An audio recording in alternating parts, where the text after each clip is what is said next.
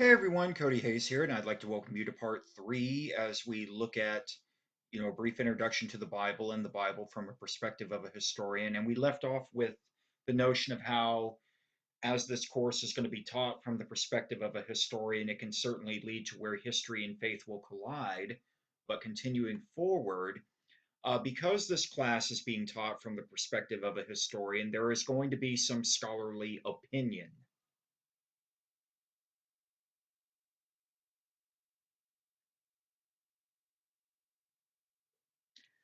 When I've taught this course over the past, or in the past, I should say, I'll often get responses from individuals who get very defensive at what I have to say and say things like, well, that's just your opinion. Well, here's the deal with that. At this moment, from a very empirical point of view, it is impossible for us to recreate or represent the past. We can only reconstruct it. And because we can only reconstruct it, there is going to be some opinion based on the documented evidence. This is one of the reasons why new works come out all the time about major historical figures and historical events. To give an example of that, I remember when I was in graduate school, I had to read portions of Erik Erikson's Young Man Luther, which presented a psychological account of Martin Luther, the Protestant reformer. But when Erikson wrote that work, Luther had been dead for 400 years. But psychology as a modern day discipline was in its infancy. So, looking at Luther's writings and what other people said about Luther, and then, Erikson's like, I think that this is what Martin Luther might have, suffered from in terms of mental health based on what he wrote and based on what other people said about him. Now, I can say in terms of, psychology, you can only speculate, with what somebody like Luther may or may not have had because he's not here to formally evaluate, he's deceased. But again, that perspective, that point of view of Erikson's was based on, documented evidence, Luther's works, and what other people wrote about Luther, his contemporaries. Another point here to mention is that you do not have to personally agree with my scholarly opinion, but you need to pay attention to it because you will be tested over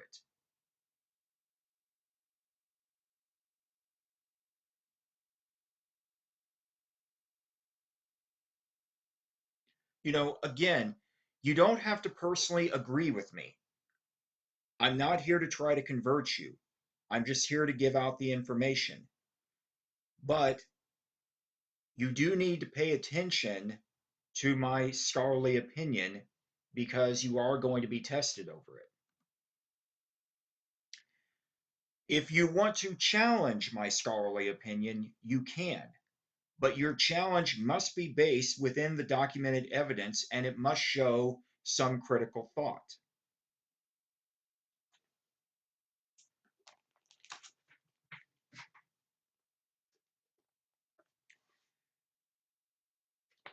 Let me give an example with that. I'm going to challenge a portion here from Bart Ehrman's textbook. This is an older edition textbook. I don't know if Ehrman has updated this, but like I said, Bart Ehrman, he's one of the best New Testament historians around, but I don't always agree with him, and here's going to be an example of me not agreeing with him. Okay, this is from Beginnings of the Roman Church, one of his Another Glimpse into the Past. And I'm just going to read the first paragraph here, and then I'm going to make some comments on it. So this is from Ehrman. The Christian church was already established in Rome by 57 or 58 CE or AD, the probable date of Paul's letter, but no one knows for certain how and when it first arrived there. One ancient tradition states that the Apostle Peter established the church in Rome some 15 years earlier and became its first bishop, i.e., the Pope. The earliest books known to be written by members of the Roman Church, however, First Clement and the Shepherd of Hermas, say nothing about Peter starting the church there or being its first bishop. Moreover, Paul's letter to the Romans, itself the earliest record of a Christian presence in the capital, greets 28 different people in the community by name, there chapter 16, the extended ending of the letter to the Romans, but says nothing about Peter's presence among them. Okay, let's say that I was to respond back to this point by making the statement, well, Bart Ehrman's not a Christian, so he doesn't know what he's talking about. Because, of course, as mentioned earlier, Ehrman identifies as an agnostic atheist. All right, well, number one, there's no critical thought whatsoever in such a statement like that. And number two, that's an ad hominem attack. For those of you unfamiliar with what an ad hominem attack is, it's a logical / rhetorical fallacy, where basically you attack somebody's character. In this case, I attacked Ehrman's agnostic atheism rather than his argument. Okay, so let me give now more of a proper challenge. I've tried to think for a while of where I would put Ehrman's rhetoric from what I just read, and the best way I could put it would be to say that it falls in line as a red herring, a true but misleading statement if I take what he wrote to the letter, because he seems to be implying about Peter not being in Rome. Well, here's some challenges of that. I'm actually going to read here from chapter 15 of the letter to the Romans, verse 20, from Paul. Thus, I make it my ambition to proclaim the good news not where Christ has already been named, so that I do not build upon someone else's foundation. Well, the understanding of who that someone else would have been Peter. I will say that from a historical point of view, we do not have any evidence of anybody else starting the Roman church other than Peter and Paul. And furthermore from that, in the first letter of Peter at the end, it's disputed how much Peter had to do with that letter, but it was written from Rome. The reference to Babylon, which would have been at the time the code word for Rome, as it was the government that controlled Israel, Judea in Jesus' lifetime and Peter's lifetime. It was the code word for Rome back then. And also, here's a portion because he mentioned Clement, First Clement, letter to the Corinthians. Clement was one of the early bishops of Rome, or whom we would commonly refer to as the Pope. And this letter was written, generally the dates given, late first century, but around, 96, 97, 98 CE/AD. So here's a portion of that letter. But to leave the examples of antiquity, let us come to the athletes who are closest to our own time. Consider the noble examples of our own generation. Through jealousy and envy, The greatest and most righteous pillars were persecuted, and they persevered even to death. Let us set before our eyes the good apostles, Peter, who through unwarranted jealousy suffered not one or two, but many toils, and having thus given testimony, went to the place of glory that was his due. Through jealousy and strife, Paul showed the way to the prize for endurance. 7 times he was in chains, he was exiled, he was stoned. He became a herald in the east and in the west, and he won splendid renown through his faith. He taught righteousness to all the world, and after reaching the boundaries of the west and giving his testimony before the rulers, he passed from the world and was taken up to the holy place. Thus, he became our greatest example of perseverance.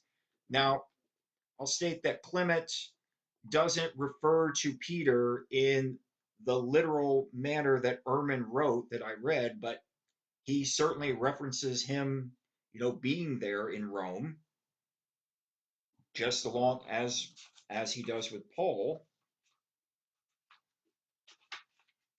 So here's another example. This also comes very early in church history, one of the letters of Ignatius of Antioch, St. Ignatius of Antioch, who was part of the Johannine community. The Johannine community was the community that produced the Gospel of John and the letters of John. And this is his letter to the Romans. And this was written very early second century, about years around 107 to 110 CE/AD, when he's on his way to Rome to be martyred, to be executed. But he writes, "Not as Peter and Paul did, do I command you. They were apostles, and I am a convict. They were free, and I even to the present time am a slave. Yet if I suffer, I shall be the freedman of Jesus Christ, and in him I shall rise up free. Now in chains, I am learning to have no desires of my own." So Ignatius very much there says that, Peter and Paul were who, you know, started the church there, because he would have been writing in a time period where people in Rome would have remembered Peter and Paul. They would have been, certainly able to, even if, whether they were there when Peter and Paul, themselves were present in Rome, or certainly would have been aware of people that, knew, when Peter and Paul were in Rome. So, like I said, in the case with that statement from Ehrman, I mean, to the letter, I would put it true, but it would be misleading. It would be what's known as a red herring, which is a logical/rhetorical fallacy, a true but misleading statement. But that's an example of somebody challenging a person's scholarly opinion and putting some critical thought into it, not just saying, well, in the case of Ehrman, he doesn't know what he's talking about. He's not a Christian. No, again, that's an ad hominem attack. You challenge his argument. You don't attack his character. You challenge his argument. So, anyway, we've got a little bit more to look at from the Bible from the Bible. I'm sorry again. The Bible from the perspective of a historian. We've got a little bit more to look at here with that, and that should be taken care of within the next lecture video. So take care. I will symbolically see you then.